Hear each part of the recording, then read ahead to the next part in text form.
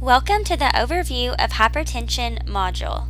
The following module will provide a brief review of hypertension and the current guidelines recommended for treatment. Thank you for taking the time to complete this module. We hope it will be beneficial in the interactions with your patients.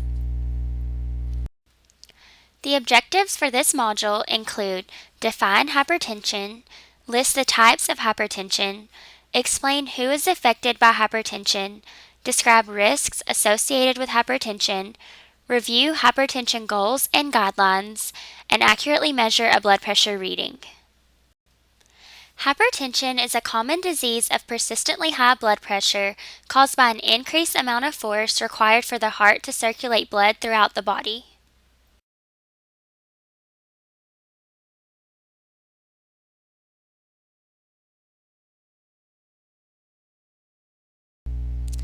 There are three types of hypertension. The first and most common type is essential or primary hypertension, for which no secondary cause can be identified. The second type is secondary hypertension, which is the consequence of another disorder, such as renal disease or thyroid disease. The last type is due to white coat phenomenon, which causes a patient's blood pressure to be elevated only in a clinical setting when it is usually within normal range. Many people are affected by hypertension. 1 out of every 3 Americans have hypertension, and 1 out of every 5 people with hypertension don't know they have it. There is a great risk of developing hypertension over a lifetime. As you can see, it is a very common disease among Americans. The following graph summarizes the prevalence of hypertension among different patient populations in Arkansas. You'll notice that it is more prevalent in adults over the age of 60, men, and African Americans.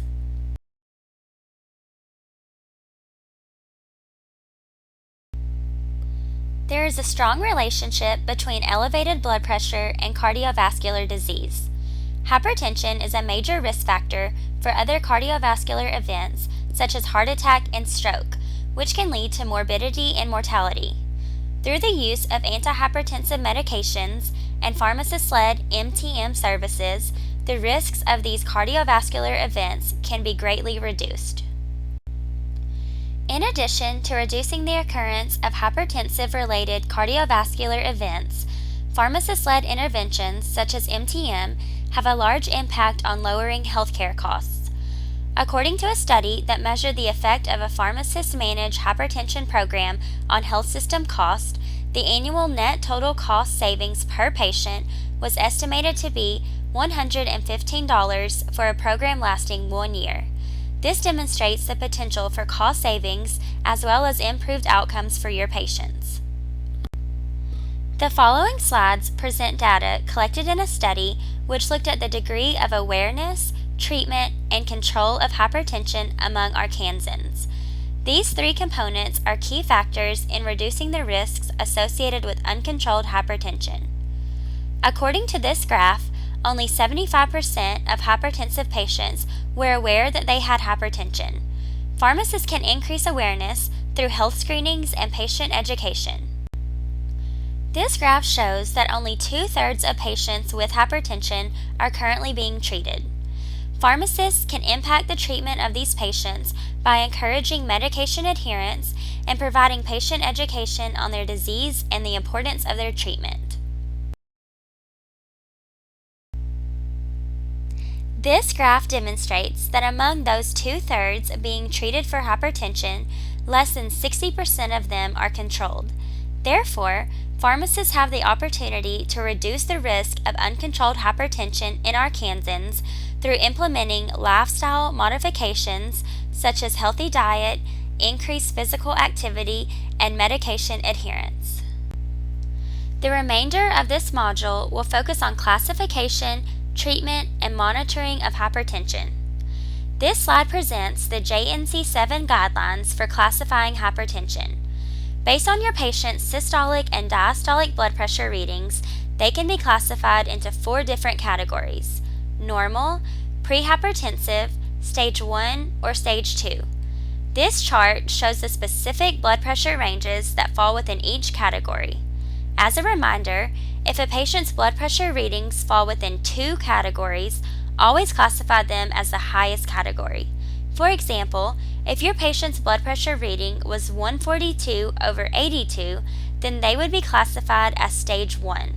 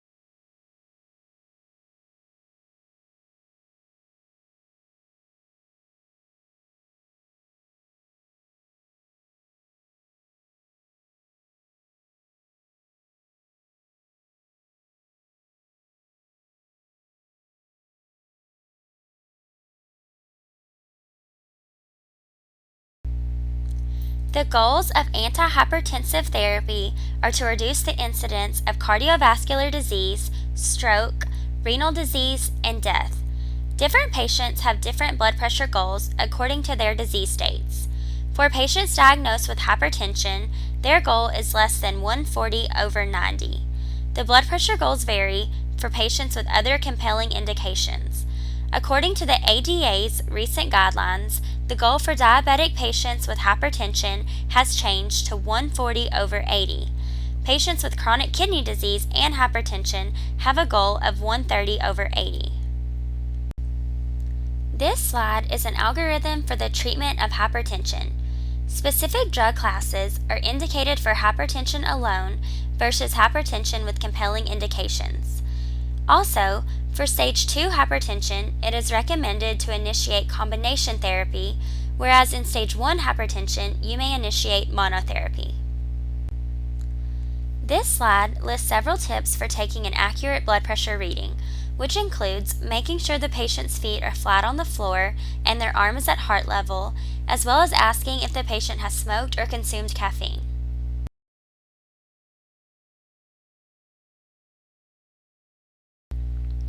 The next 3 slides are a reminder of how to take an accurate blood pressure reading. Please read through these as they advance on their own and follow the link at the end if you would like a refresher on the sounds you will be listening for.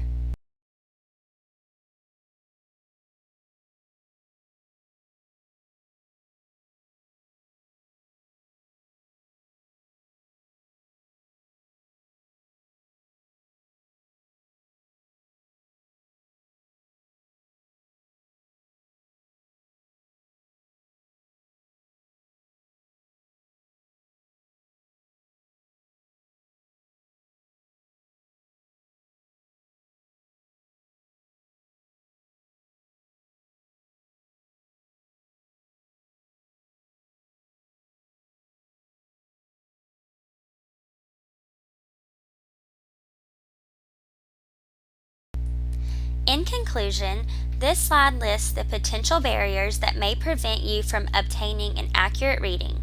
Please be aware of the external environment, the accuracy of your equipment, and the patient-specific factors such as certain medications that could alter your reading. Thank you for completing this module. We hope it provided valuable information that you will be able to use during your patient interactions. Please proceed to the next required module, Lifestyle Modifications.